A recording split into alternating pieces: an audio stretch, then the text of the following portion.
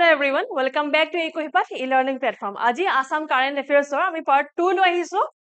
Yar agor part 1 or jinkhini practice questions asile ta answers khini saila magote. So first question to answer 1 and 2 only question number 1 or statement heito wrong hoy kiyono only private partners e bore nokore government e jothasto kini yat incentives ba financial backing disile, right? Question number 2 answer B hoy etu easy hoy tene khudisle je Shraddhanjali scheme to ei Shraddhanjali scheme to juntu launch hoisle very recently yar main aim ki asle, right? So etu answer B hoy hokole shuddha answer dise comments on aur tritiyo question to asile about postmaster or sadhu ei kitab khon junkhon kitab khon base hoy ase on essays. So ei kitab khon kune likhisile hetu kudha hoisile likhisile Rishikesh Goswami launch korisile amar Homananda Khunwal Langoriye. So hekane news ot asile. So আজি ক্লাছৰ first যোনটো topic একেবাৰে recent topic হয় এটো যোৱাকালিৰ news হয় So Dibrugarh district has been named as the best performing district in Centre's Tribal Affairs Mission. So কোনটো মিছনত দিছে Tribal Affairs Missionৰ কাৰণে বিশেষকে Dibrugarh district খনক best performing district হিচাপে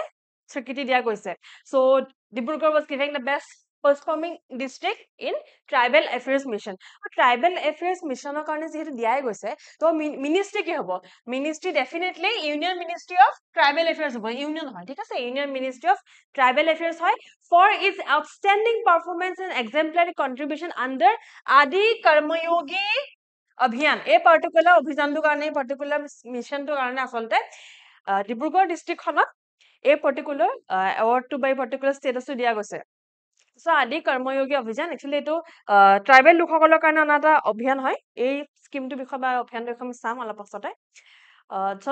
this abhiyan is a national movement to build a decentralized tribal leadership and governance ecosystem So আসলে tribal লোকসকলৰ মাজত proper এটা ecosystem build কৰিবলে মানে তেওঁলোকৰ মাজত leadership build কৰিবলে ecosystem build কৰিবলে মানে ধৰক decentralized way যে এতিয়া যোনখিনি কাম থাকিব যোনখিনি কৰ্তব্য হ'ব সেইখিনি অকল চেন্টাৰৰ ওচৰত নাথাকে সেইখিনি প্ৰত্যেক গাঁৱে ভুঁইয়ে যোনসকল ট্ৰাইবেল লোক আছে তেওঁলোকৰ মাজত এজন লিডাৰ থাকিব কি কাম কৰিব লাগে কৰিব নালাগে এটা প্ৰপাৰ সিস্টেমত চলিব যোনটো ৱেট যিকোনো এখন চৰকাৰ চলিব লাগে ঠিক তেনেদৰে ট্ৰাইবেল লোকসকলৰ মাজত সেই কাম কাজখিনি চলিব সো এই পাৰ্টিকুলাৰ ৰিজনটো কাৰণে এইটো গোল লৈ বা এই লক্ষ্যটো ৰাখিয়ে আদি কৰ্ময়োগী অভিযান অনা হৈছে আৰু ডিব্ৰুগড় ডিস্ট্ৰিক্টে বেষ্ট পাৰফৰ্ম কৰিছে এই ক্ষেত্ৰত Next এটা বহুত ইম্পৰ্টেন্ট নিউজ হয় আৰু মই ভাবো এই নিউজটো আমাৰ অসমৰ ভৱিষ্যতৰ কাৰণে বহুত গুৰুত্বপূৰ্ণ হয় আৰু অসমৰ ভৱিষ্যতলৈ যদি কিবা নিউজ আহে কিবা গুৰুত্বপূৰ্ণ ইনফৰমেশন আহে তেন্তে গম পাব পৰীক্ষাত অহা চান্সেস বেছি আছে so Assam secures top 3 spot in the category B of state mining readiness index so state mining readiness index আসলে কি হয় ইয়াতটো লিখা আছে State Mining Readiness Index SMRI so ইয়াৰ আন্ডাৰত কি হয় আমাৰ গুটে ভাৰতবৰ্ষৰ যিমানখিনি states and union territories আছে সেই গুটে state আৰু union territory ভিতৰত প্ৰত্যেকখন ABC কে ভাগ কৰা হয় ঠিক আছে ABC কে ভাগ কৰা হয় দেখিছে এটো A এটো B এটো C আৰু ভাগ কৰা হয় কিহৰ বেচিছত যে খনিজ পদাৰ্থ কিমান বেছি আছে খনিজ সম্পদ কিমান বেছি আছে যোনখিনি ষ্টেটৰ খনিজ সম্পদ বা খনিজ পদাৰ্থসমূহ সৰ্বোত বেছি থাকে সেইখিনি পৰে ক্যাটেগৰি 8 পৰিব ঠিক আছে যোনখিনি অলপ কম সেইখিনি পৰে ক্যাটেগৰি B আৰু যোনখিনি একেবাৰে কম সেইখিনি পৰে ক্যাটেগৰি C সো খনিজ সম্পদ সমূহ বা মিনাৰেল এন্ডাউমেন্ট যোন আমি ইংৰাজীত কওঁ সো কিমান বেছি আছে তাৰ বেচিছত A B C কে পৰিব সো A ভিতৰত যোনখন ষ্টেট আহে গম পাব যে সেইখনত হাইয়েস্ট খনিজ পদাৰ্থ বা খনিজ সম্পদ পোৱা যায় B যোনকিখন দেশ নহয় সৰি ষ্টেট মই দেশ বুলি কৈ পালো সো ক্যাটেগৰি B যোনখন ষ্টেট আহিব তাত 8 কে ধৰক অলপ কম পোৱা যায় কিন্তু C কে বেছি তাত খনিজ সম্পদ আছে আৰু C যোনখন আছে সেইখন একেবাৰে ধৰক তাত খনিজ সম্পদ বাকি A আৰু B ষ্টেটৰ তুলনাত যথেষ্ট কম So অসমৰ লগত কি ইম্পৰ্টেন্ট হয় because Assam is among the top 3 states in category B in the state ranking as per the State Mining Readiness Index under the SMRI states were grouped into 3 categories on the basis of their mineral endowment so তিনটা category ভাগ কৰা হৈছে হয়নে just as I said A B আৰু C A B কে 8 বেছি খনিজ আছে আৰু C কে B বেছি খনিজ আছে right so top category 8 top 3 খন state হৈছে Madhya Pradesh MP Rajasthan আৰু Gujarat ঠিক আছে MP Rajasthan Gujarat category B আছে Goa Uttar Pradesh আৰু আসাম ইয়াত যদি পৰীক্ষাত আহে আৰু যদি গোৱা আহে বহুতে চাগে ভুল কৰিব ইয়াত বহুতে ভাবিবই নোৱাৰে যে গোৱাত যে ইমান বেছি মিনাৰেল এন্ডমেন্ট বা খনিজ সম্পদ পোৱা যায় সো গোৱা কিন্তু কেটেগৰী বিত ৰেংক 1ত আহে গোৱা ৰেংক 1 হয় উত্তৰ প্ৰদেশ ৰেংক 2 হয় আৰু আমাৰ অসম হৈছে ৰেংক 3 তৃতীয় স্থানত আহিছে কেটেগৰী সিত ফাৰ্ষ্টত আহে পঞ্জাব তাৰপাছত আহিছে উত্তৰাখণ্ড তাৰপিছত আহিছে ত্ৰিপুৰা সো এইখিনি মনত ৰাখিব এ বি চি কেটেগৰীত আৰু মোৰ মতে বি বেছি ইম্পৰ্টেণ্ট হয় বিকজ অসম যে যিহেতু সো অসমক লৈ প্ৰশ্ন আহিব পাৰে এই ক্ষেত্ৰত নেক্সট নিউজটো আমাৰ কাৰণে বহুত হিষ্টৰিকেলি ইম্পৰ্টেণ্ট নিউজ হয় যেতিয়া হিষ্ট্ৰী বস্তুবিলাক বহুত সাধাৰণতে মোৰ কেতিয়াবা চকু চলচলীয়া হৈ যায় বিকজ আমি আজি যোনটো যি সাহসত অসমীয়া বুলি ঘূৰি ফুৰিব পাওঁ তাৰ কাৰণে বহুত লোকে নিজৰ জীৱন দান দিছে হয় নাই সো ফুলগুৰি ধাৱা বা ফুলগুৰি আপৰাইজিং যোনটো ৰিচেণ্টলি 18th অক্টোবৰত 164th এনিভাৰ্চাৰী পাৰ হৈ গ'ল সো আমি আজি অলপমান ফুলগুৰি ধাৱা বিষয়ে ৰিভাইজ কৰিম ঠিক আছে ফুলগুৰি ধাৱাক লৈ কেতিয়াবা কুৱেশ্যনছ আহে পৰীক্ষাত আমি দেখা পাওঁ প্ৰায় কোন চনত হৈছে আহে নহলে কি কাৰণত হৈছিলে সেইটো আহে নহলে এইটো সোধে যে এই পাৰ্টিকুলাৰ ফুলগুৰি আপৰাইজিঙত কোনজন লেফটেনেণ্টৰ মৃত্যু হৈছিলে সেইটো সোধে ৰাইট সো আমি অলপমান ৰিভিজন কৰিম বিকজ ফুলগুৰি ধাৱাক লৈ প্ৰায় বেলেগ ডিপাৰ্টমেণ্টেল এক্সামত কুৱেশ্যন আহে Okay, so Nagaon district recently actually 164th anniversary of the historic Fulaguri Dhaba উদযাপন কৰিলে on 18th October. So তাৰিখটো important হয়। So এইটো নগাঁও ডিষ্ট্ৰিক্টত কৰা হৈছে কাৰণ সেই জেগাটোতে গোটেই ঘটনাখিনি হৈছিল একচুৱেলি আগৰ সময়ত যোনখিনি আপৰাইজিং আছে পথৰঘাট হৈ গ'ল লাচিমা ৰিভল্ট হৈ গ'ল ফুলগুৰি ধাবা হৈ গ'ল সেই গোটেইখিনি চেন্ট্ৰেল আসামৰ ওচৰতে আছে ধৰক সেই নগাঁও আশে-পাশে এই জেগাখিনিতে আছে The Fulaguri uprising of Fulaguri Dhaba was a significant agrarian revolt that took place in October 1861. October 1861 হৈছিলে এইটো বহুত ইম্পৰ্টেণ্ট হয় তাৰিখটো প্ৰায় মই মন কৰো যে বহুত পৰীক্ষাত বহুত আগৰ পৰীক্ষাটো সোধা হয় আৰু ৰিসেন্ট পৰীক্ষাটো সোধা হয় যে ফুলগুৰি আপৰাইজিং কোন ইয়াৰত হৈছিলে কোনটো চনত হৈছিলে প্ৰায় সোধা হৈছে 1861 একেবাৰে মুখস্থ ৰাখিব লাগে ঠিক আছে 1861 অক্টোবৰ আৰু এগ্ৰিয়ান ৰিভল্ট হয় বিকজ ফাৰ্মাৰ্ছ সকল জড়িত হৈ আছে ইয়াত মেনশ্যন আছে দেখিছে ফাৰ্মাৰ্ছ আছামিজ ফাৰ্মাৰ্ছ সকল জড়িত হৈ আছে সেইকাৰণে এগ্ৰিয়ান এখন ৰিভল্ট আছিলে The murders of Lieutenant G.B. Singer and 2 police constables on 18 October 1861 led to the mass reprisals in which at least 54 Assamese farmers were killed. So, 18 তাৰিখৰ দিনা এই পাৰ্টিকুলাৰ যোনটো 164th এনিভাৰ্সাৰী হৈছে কোন তাৰিখে হৈছে এই যোৱা শনিবাৰে 18 অক্টোবৰ হৈছে হয়নে 18 অক্টোবৰ সো 18 অক্টোবৰ হৈছিলে কি আচলতে 18 অক্টোবৰ দিনাই লেট সিংগাৰে আহি যোনসকল ফাৰ্মাৰ্ছ যোনসকল খেতিয়কে প্ৰটেষ্ট কৰি আছে তেওঁলোকৰ ওপৰত এটেক কৰা আৰম্ভ কৰিলে লেট সিংগাৰে অৰ্ডাৰ কৰিলে নিজৰ কনষ্টেবল বিলাকক যে ফায়াৰ কৰা বা তেওঁলোকক হত্যা কৰা আৰম্ভ কৰা বা এটেক দেম বুলি ক'লে লেট সিংগাৰে হয় লেফটেনেণ্ট সিংগাৰে হয়তো তাৰ পাছত হল কি যেতিয়া লেফটেনেণ্ট সিংগাৰে এটেক কৰা আৰম্ভ কৰিলে বা এটেক কৰিবলৈ আদেশ দিব আৰম্ভ কৰিলে তাৰ পাছত মানুহখিনিয়ে লেফটেনেণ্ট সিংগাৰৰ ওপৰত এটেক কৰা আৰম্ভ কৰিলে বিকজ এইফালে যোনসকল প্ৰটেষ্টাৰ্ছ আছিল যোনসকল খেতিয়ক আছিলে তেওঁলোক সৰহ সংখ্যাত আছিলে আৰু লেফটেনেণ্ট সিংগাৰ এজন তেওঁ অকলে এজন আৰু লগত আৰ্মি বহুত বেছি নাছিলে কিন্তু খেতিয়ক যথেষ্ট সংখ্যক আছিলে সো ডেফিনেটলি এইফালে বেছি ষ্ট্ৰং ফ'ৰ্চ আছে বেছি ডাঙৰ এটা ফ'ৰ্চ আছে আৰু এইফালে লেফটেনেণ্ট সিংগাৰ আৰু কেইজনমান তেওঁ নিজৰ পুলিচ অফিচাৰ তো কেইজনমান আছে এইফালে বহুত বেছি সংখ্যক আল্টিমেটলি লেফটেনেণ্ট সিংগাৰ হাৰিব ৰাইট সো মানুহখিনিয়ে কৰিলে কি লেফটেনেণ্ট সিংগাৰ হত্যা কৰিলে এক প্ৰকাৰে চাবলৈ গ'লে হত্যা কৰি লেফটেনেণ্ট সিংগাৰ যোনটো ডেড বডি আছিলে সেইটো এখন নৈত দলিয়াই দিছিলে সো সেই নৈখনৰ নামটো আপোনালোকে মোক ক'ব যে কোনখন নৈত তেখেতৰ লেফটেনেণ্ট সিংগাৰৰ বডিটো কোনখন ৰিভাৰত বা কোনখন নৈত পেলাই দিয়া হৈছিলে এইটো প্ৰশ্ন মই আজি ক্লাছতো আমি প্ৰেক্টিছ কুৱেশ্যন আনিছো কিন্তু এই কুৱেশ্যনটো মই অনা নাই বাট এই কুৱেশ্যনটো জনাটো বহুত উচিত যে লেফটেনেণ্ট সিংগাৰৰ বডিটো কোনখন নদীত পেলাইছিলে সেইটো মোক জনাব আপোনালোকে আৰু এইটো মনত ৰাখিব যে খেতিয়কসকলৰ ওপৰত যে হত্যা ধৰক এটেক কৰিছিলে তাৰ যিমানসকল খেতিয়কৰ হত্যা হৈছিলে তাৰ সংখ্যাটো হৈছে 54 ডাইৰেক্টলি কেতিয়াও কোনো পৰীক্ষাত মই সোধা দেখা নাই সুধিলে ভাল এনেকুৱা নাম্বাৰছ বিলাক মুখস্থ ৰাখিবলৈ টান হয় নহয় জানো আৰু এই যোনটো ফুলগুৰি ধাবা এইটো ষ্টাৰ্ট হোৱাৰ ৰিজনটো আজিৰ সময়ত ভাবিলে গ'লে হাঁহি উঠিব কিন্তু সেইটো সময়ত যথেষ্ট ইমোচনেল সো 1861ত ফুলগুৰি ধাবা হৈছে 1860 এবছৰৰ আগত কানি খেতি যে হয় পপি কাল্টিভেশ্যন আমি ইংৰাজীত কওঁ কানি খেতি হৈ আছিল আমাৰ অসমত কানি খেতি হৈ থকাৰ ৰিজনো ব্ৰিটিছে হয় ব্ৰিটিছ আৰু চাইনাৰ মাজত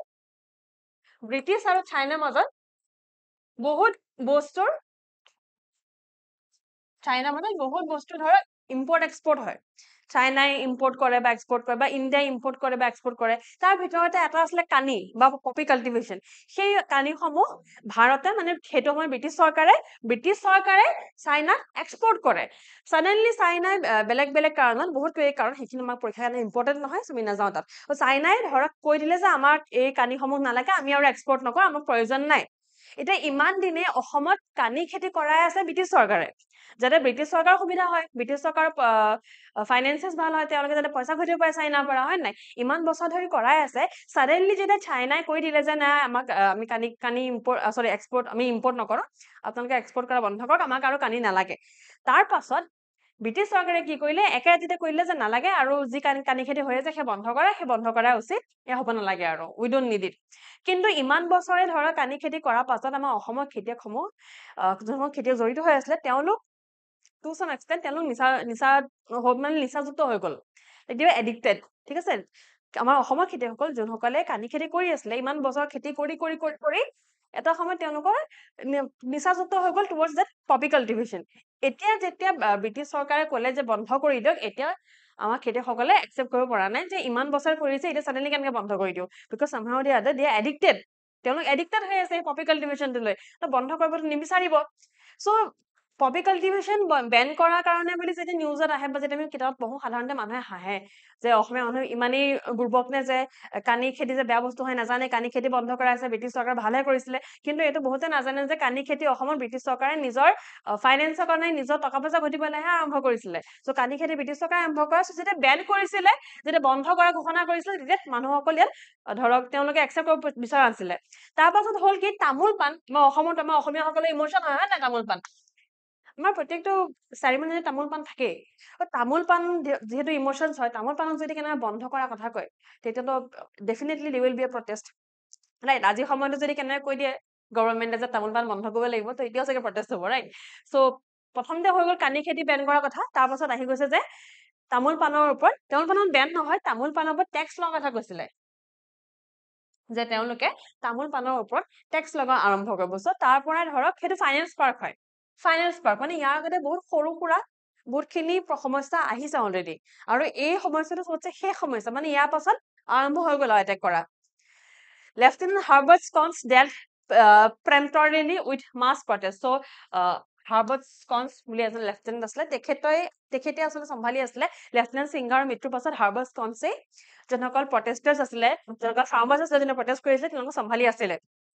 বাট তেওঁ কি কৰি আছিলে হাৰ্বাৰ্ট স্কন্সে এটা ভুল কৰি আছিলে কি তেওঁ সাধাৰণতে ইগনোৰ কৰি আছিলে যে ইমান ডাঙৰ প্ৰটেষ্ট নহয় খুব বেছি কি হয় ৰাইজমেল কৰে সেইটো সময়ত মানুহসকলে খুব ৰাইজমেল কৰিছিলে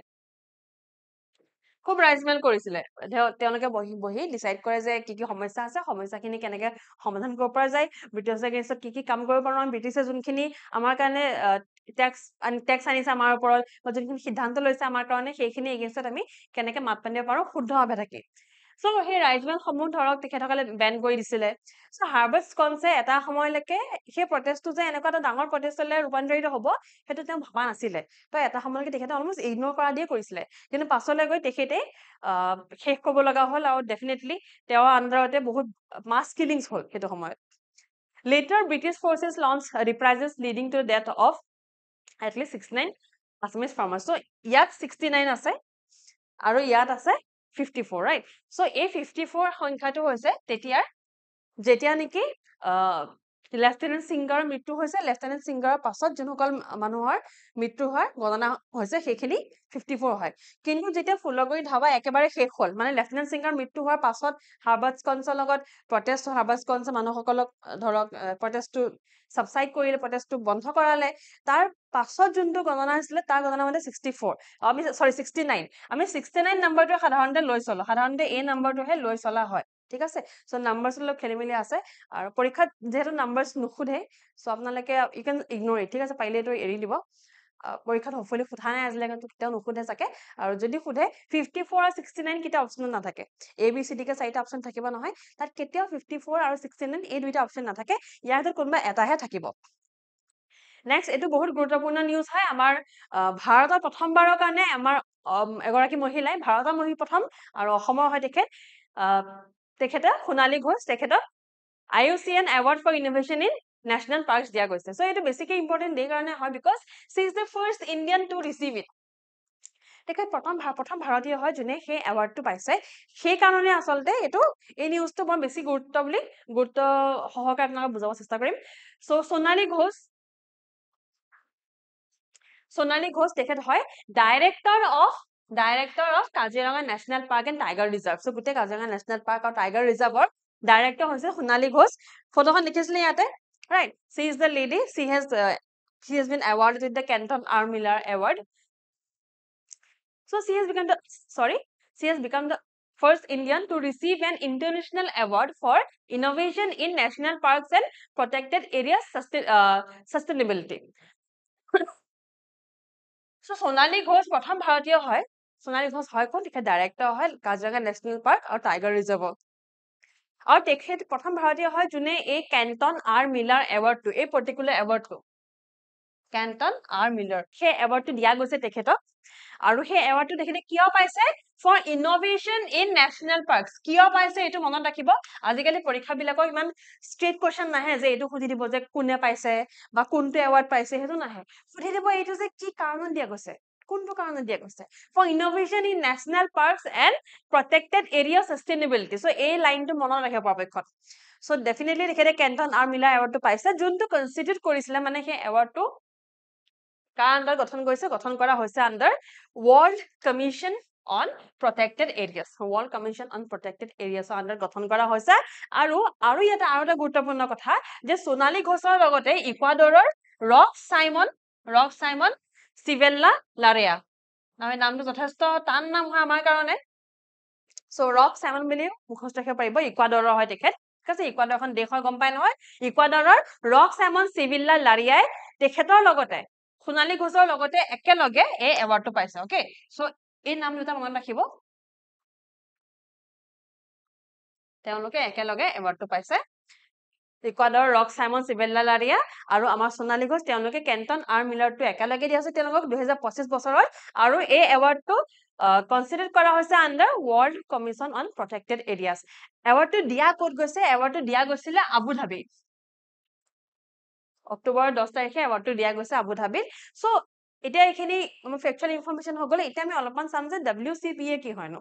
সুধিও ইয়াক লৈও আহিব পাৰে প্ৰশ্ন আজিকালিতো ষ্টেটমেন্ট ডিসকাশন আহি যায় তো ষ্টেটমেন্ট ডিসকাশন আহিলে এটা আহি গ'ল ধৰক যে সোণালী Ghosh was awarded the Kenton R Miller Award with Ecuador's Rock Simon next statement আহি গ'ল যে IUCN যে ছটা টেকনিক্যাল কমিশনৰ ভিতৰত এটা হয় WCPA আৰু আপুনি ধৰক পঢ়া নাই সেইটো বা মই পঢ়ুৱা নাই নোৱাৰিলে সমস্যা হ'ব right so WCPA World Commission on Protected Areas এটো এটা কমিশন হয় out of the 6 technical commissions of IUCN International Union for Conservation of Nature হয় না IUCN ৰ ছটা টেকনিক্যাল কমিশন আছে হয় না ছটা টেকনিক্যাল কমিশন আছে তাৰ ভিতৰতে এটা হয় WCPA ঠিক আছে সো এইখিনি মনত ৰাখিলে আপোনালোকে ইজিলি এইবিলাক পৰীক্ষাত আহিলে you can easily attempt it and clear the exam so আজি লাষ্ট টপিক হয় এটো সো আমাৰ অসমীয়া এখন ফিল্ম গুডবাই গুৰুজি ফিল্মখন সেলেক্ট হৈছে ফৰ পেৰিছ ফেষ্টিভেল এই ফিল্মখনত আইমি বৰুৱা আছে আইমি বৰুৱা চিনি পোৱা সকলে ফেমাস বিখ্যাত আমাৰ অভিনেত্ৰী হয় অসমীয়া আৰু পাৰ্থ হাজৰিকা আই থিংক দেখো জানাম যোনে ভাইমন দা মুভিখনত জুবিনদাৰ ৰোলটো প্লে কৰিছিলে সো জুবিনদাৰলৈ কোতে পতক আবেগিক হৈ যাও যে কি হওক সো পাৰ্থ হাজৰিকা আৰু আইমি বৰুৱা তেখেতসকল এই মুভিখনত তেওঁলোকে ৰোল প্লে কৰিছে এজ দ্য লিড হিৰোইন বা as the lead roles So, Asomiya film Goodbye Guruji it has been selected for the Festival Gange Sur Scene. Festival to নামটো কি Gange Sur Scene in Paris, France, where it will have its global premiere in October. So, global premiere হ'ব অক্টোবৰত হৈ গৈছে already আৰু Paris of France ত হৈছে festival টো হৈছে কি Gange Sur Scene, okay? আৰু এই যোনখন Goodbye Guruji নামৰ এই চিনেমাখন আছে বা মুভিখন আছে এখন লিখিছে আৰু ডাইৰেক্ট কৰিছে কোনে লিখিছে আৰু ডাইৰেক্ট কৰিছে অৰুণজিৎ বৰুৱা আৰু এইখনৰ ওপৰতো প্ৰশ্ন আহিব পাৰে সাধাৰণতে আমি দেখো যে ডিপাৰ্টমেণ্টেল এক্সাম বিলাকত এনেকুৱা ধৰক মুভি চুভিলৈ চিনেমা আহে সৰি প্ৰশ্ন আহে বিশেষকৈ যোনসকল চিনেমা বা যোনসকল মুভি অসমৰ হয় কিবা এৱাৰ্ড পাইছে ইণ্টাৰনেশ্যনেল এৱাৰ্ড পাইছে চব প্ৰশ্ন আহিব পাৰে that's I have brought this topic আৰু এইটো আজি লাষ্ট টপিক হয় নাও প্ৰেক্টিচ কুৱেশ্যন 5টা প্ৰেক্টিচ কুৱেশ্যন আজি আমি 5টা টপিক পঢ়িলো তাৰ ভিতৰতে এটা বহুত দীঘলীয়া টপিক আছিলে ফুলগুৰিত হাৱাক লৈ যোনটো টপিক আছিলে যথেষ্ট দীঘলীয়া আছিলে বাকীকেইটা চমু হয় মই ভাবো চ' 5টা কুৱেশ্যন আছে 5টা টপিকৰ ওপৰত প্ৰথমটো হৈছে যে ডিব্ৰুগড়ক যোনটো এৱাৰ্ড দিয়া গৈছে সেই এৱাৰ্ডটো কোনটো ইনিচিয়েটিভৰ কাৰণে দিয়া গৈছে এইটো চাই ল'ব এবাৰ ডাইৰেক্ট কুৱেশ্যন হয় দেন আমাৰ ষ্টেট মাইনিং ৰেডিনেছ ইণ্ডেক্স পঢ়িছিলে মানে SMRI চ SMRI লৈ এটা কুৱেশ্যন আছে এবাউট কেটেগৰী A আছে এইটো কুৱেশ্যনটো দেন ফুলগুৰি ধাবাৰ কোন তাৰিখে কমেমৰেট কৰা হয় ফুলগুৰি ধাবা দিৱস বা ফুলগুৰি ধাবা এনিভাৰ্চাৰী সেইটো আপোনালোকে মোক জনাব লাগিব in the question number 3 question number 4 statement বেছ কুৱেশ্যন হয় চ' মই কৈছিলে যে ষ্টেটমেণ্ট বেছ কুৱেশ্যন আহিব পাৰে এইটো ষ্টেটমেণ্ট বেছ কুৱেশ্যনে হয় কুৱেশ্যন নম্বৰ 4 এইটো এটেম্প কৰিব কমেণ্টছত জনাব আৰু এইটো লাষ্ট কুৱেশ্যন হয় এগেইন ডাইৰেক্ট কুৱেশ্যন যে গুড বাই গুৰুজীখন কোনে লিখি উলিয়াইছে ৰাইট চ' এইখিনি আছিলে আজিৰ কাৰণে আৰু আজি ক্লাছ যদি ভাল পালে আমাৰ ক্লাছটো লাইক কৰিব শ্বেয়াৰ কৰিব ছাবস্ক্ৰাইব কৰিব আৰু আজি ক্লাছটো PDF-টো আমাৰ অফিচিয়েল টেলিগ্ৰাম আৰু মোৰ পাৰ্চনেল টেলিগ্ৰাম দুইটাতে পাব যদি স্কেন কৰে নাই আপোনালোকে স্কেন কৰি ল'ব আৰু আমাৰ ক্লাছৰ আমাৰ ইকুইফাটৰ সকলো ক্লাছৰ PDF বা আপডেটছ আপোনালোকে আমাৰ অফিচিয়েল টেলিগ্ৰাম চেনেলটোত পাই যাব চ' হোপফুলি আপোনালোকে আনচাৰ্ছখিনি দিব 5টা কুৱেশ্যনৰ লগতে মনত ৰাখিব মই আৰু এটা প্ৰশ্ন সুধিছিলো যে লেফটেনেণ্ট সিংগাৰৰ মৃতদেহটো কোনখন নৈত উটাই দিয়া হৈছিলে ৰাইট চ' সেইটো আনচাৰ দিব আজিলৈ আহিছো ধন্যবাদ